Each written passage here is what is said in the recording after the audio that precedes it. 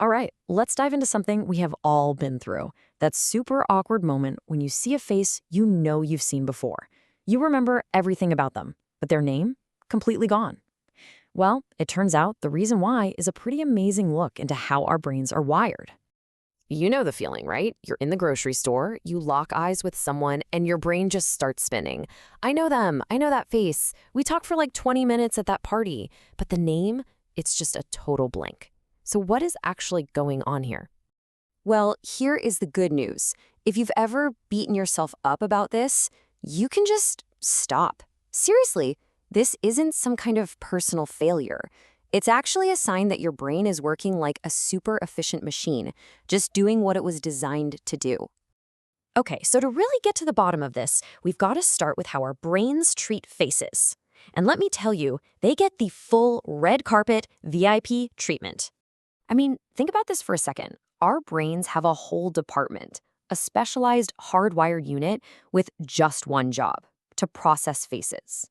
From an evolutionary standpoint, this makes perfect sense. Being able to quickly tell a friend from a foe or a member of your tribe from a stranger, that was literally a life or death skill. So when you look at someone's face, your brain isn't just seeing a nose and two eyes. Oh no. It's like an expert artist, instantly scanning and storing this incredibly rich, complex portrait. It's logging all these unique data points, subtle emotional hints, and connecting all of it to everything else you know. It's a deep, meaningful process. Okay, so faces get the VIP treatment. But what about names? Well, let's just say they get the complete opposite. It's kind of brutal, actually. They get the cold shoulder. And this quote just hits the nail on the head.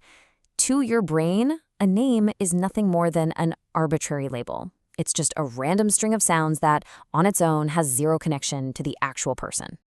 A face tells a story, right? But a name is, well, it's just a word. The name Sarah doesn't have any visual or emotional data built into it, so your brain has to put in all this extra effort just to build a bridge, to connect that abstract sound to that rich visual portrait of a person. And that connection, it's often really, really weak. So you've got these two totally different types of information. One is rich and important. The other is not so much. So what happens when they get sent to your brain's memory for storage? Well, it all comes down to the filing system. The best way to picture this is to think of your memory as a massive filing cabinet. And it's not some messy, disorganized junk drawer. No, it's a highly efficient system designed to find the most important information as quickly as possible.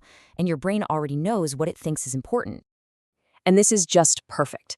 So when you meet someone, their face gets a big, thick file folder packed with photos, notes, emotional data, the works.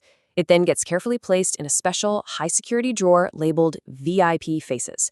But the name? Yeah, that gets scribbled on a single, flimsy little sticky note. No attachments, no context, and it just gets tossed into this giant, overflowing drawer labeled Miscellaneous Info. So which one do you think is going to be easier to find later? When you see it laid out like this, side by side, it becomes so obvious, doesn't it?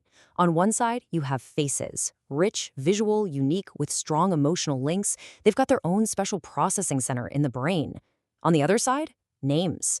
They're just random sounds, often common and reused, with no dedicated storage area and a super weak initial connection. It's not even a fair fight. So let's wrap this up. The main takeaway here is that your brain is a survival machine. It's hardwired for faces because faces carry vital social information. It sees them as critical data.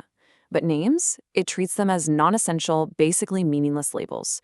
So forgetting a name isn't a failure. It's just your brain being incredibly efficient at prioritizing what it was built to do. Which really leaves us with this one last kind of mind-bending thought. The next time you're standing there struggling to remember a name, maybe don't think of it as a memory lapse. Think of it as a little glimpse into this ancient, incredibly efficient operating system that's still running the show inside your head, expertly deciding what's truly worth remembering,